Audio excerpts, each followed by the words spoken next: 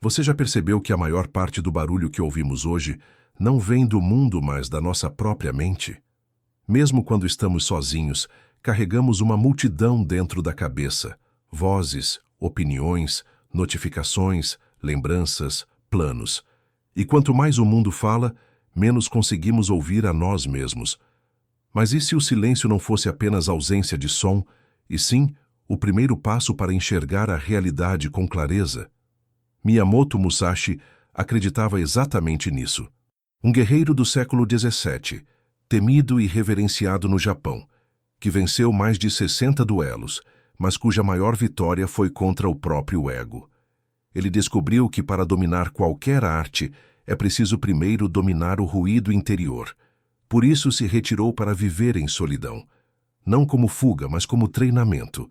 Enquanto o mundo se debatia por poder, Musashi buscava lucidez.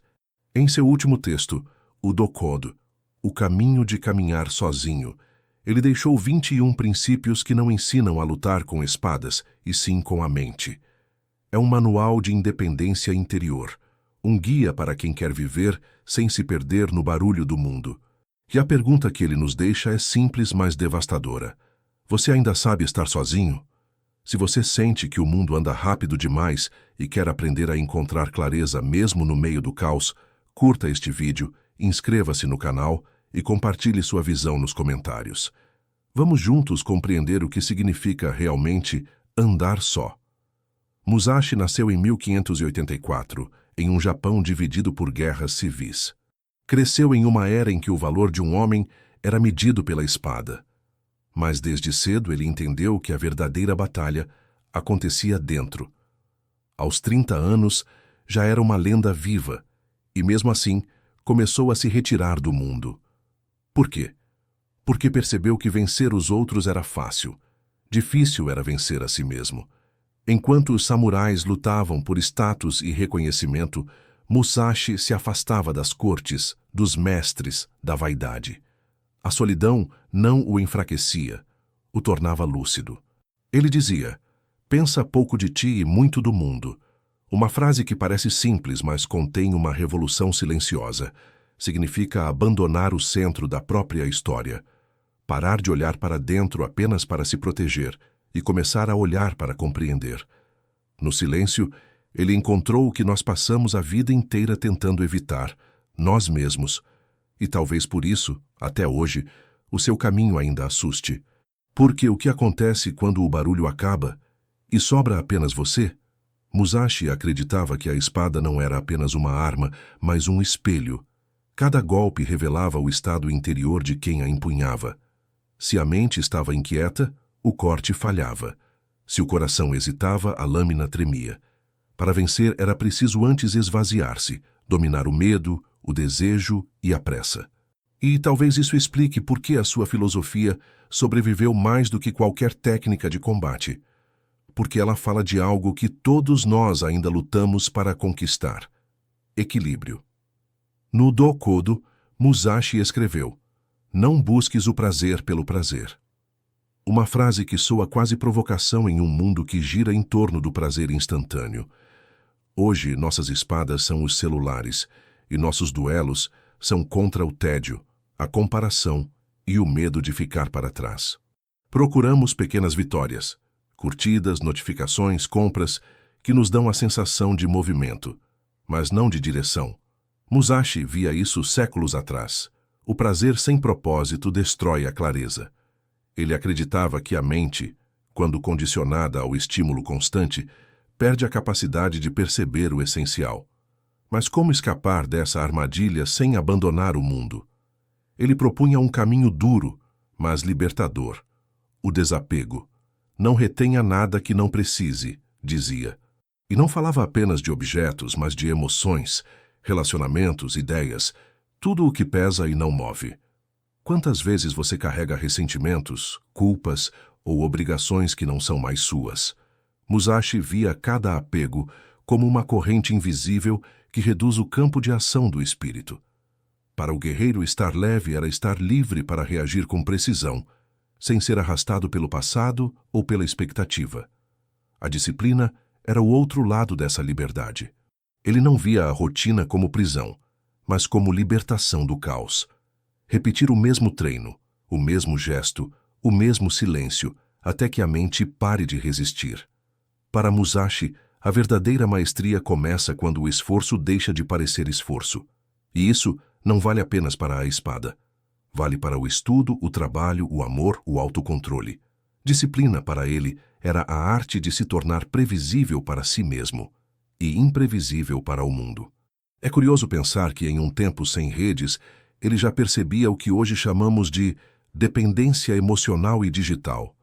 Musashi alertava: não dependa de sentimentos parciais. Ou seja, não tome decisões baseadas em picos de emoção. Espere a mente clarear. Quantas escolhas em nossa vida não foram feitas no calor do impulso e depois nos tornaram prisioneiros delas? Musashi treinava o oposto: decidir com frieza, agir com precisão e se manter sereno mesmo diante do caos. Era sua forma de se tornar invencível, não por força, mas por lucidez. E talvez essa seja a parte mais difícil de seguir hoje. Como permanecer centrado em um mundo que recompensa o exagero? Talvez a resposta ainda esteja no mesmo lugar onde Musashi a encontrou, no espaço entre um pensamento e outro, onde o silêncio volta a respirar. Musashi costumava dizer que o caminho da sabedoria é solitário, porque poucos suportam o espelho da própria mente. Essa frase, escrita há quase 4 séculos, soa como uma previsão do nosso tempo. Vivemos rodeados de vozes, mas raramente escutamos a nossa. A solidão nos assusta, não porque ela é vazia, mas porque ela revela o que realmente está dentro. Quando Musashi se retirou das batalhas e passou a viver nas montanhas de Kyushu, muitos pensaram que ele havia desistido do mundo. Na verdade, foi ali que ele começou a compreendê-lo de verdade. No silêncio, o guerreiro virou filósofo. Ele desenhava, esculpia, escrevia. O vazio que antes parecia ausência tornou-se campo fértil para a criação. É curioso. Quanto menos ruído há fora, mais ideias nascem dentro. Será que o que chamamos de bloqueio criativo não é apenas o sintoma de uma mente superexposta? Muitos dos maiores gênios da história descobriram isso também. Newton formulou suas teorias durante um isolamento forçado pela peste. Van Gogh produziu suas obras mais intensas em períodos de reclusão. Nietzsche escreveu seus livros mais profundos nas montanhas, longe da civilização. E em nosso próprio tempo, artistas e pensadores buscam retiros digitais, não como moda, mas como necessidade de respirar sem ruído. A solidão não mata a criatividade, ela a purifica. Musashi via a solidão como um treino da percepção. Sem distrações, tudo ganha nitidez: o som do vento, o peso da respiração, o ritmo do próprio corpo. E essa atenção radical o transformava. O silêncio era o seu mestre, severo, mas honesto. Hoje, poucos de nós permanecem em silêncio tempo suficiente para aprender algo com ele. Talvez por medo, talvez por hábito. Mas o silêncio tem algo que nenhuma voz externa pode oferecer. Ele nos devolve o poder de interpretar o mundo com nossos próprios olhos. Há, no entanto, um ponto crucial. Solidão não é isolamento emocional. Musashi nunca pregou o desprezo pelos outros, e sim a independência interior. Ele acreditava que só quem é capaz de ficar em paz sozinho pode realmente estar em paz com os outros. A solidão saudável não é fuga, é fundamento. É o chão firme sobre o qual as relações sinceras podem ser construídas. No fundo, a pergunta que Musashi nos faz ecoa até hoje. Se tudo o que você é fosse silenciado por um instante, sem aplausos, sem notificações, sem espelhos digitais, você ainda se reconheceria? E mais importante, você se escutaria? Musashi morreu em 1645, em uma caverna chamada Reigando, escrevendo seus últimos pensamentos sobre a vida. Do lado de fora, o Japão já começava a mudar. A guerra dava lugar à ordem e a espada à política. Mas dentro daquela pedra silenciosa, nascia algo que sobreviveria por séculos, uma filosofia de independência interior. Não a independência dos reis, mas a dos que aprenderam a não ser escravos de nada, nem de desejos, nem de medos, nem de aplausos. Quase 400 anos depois, essa mensagem parece ainda mais urgente. Vivemos em um mundo onde nunca estivemos tão conectados e tão distantes de nós mesmos. Estamos sempre cercados por estímulos, mas raramente presentes.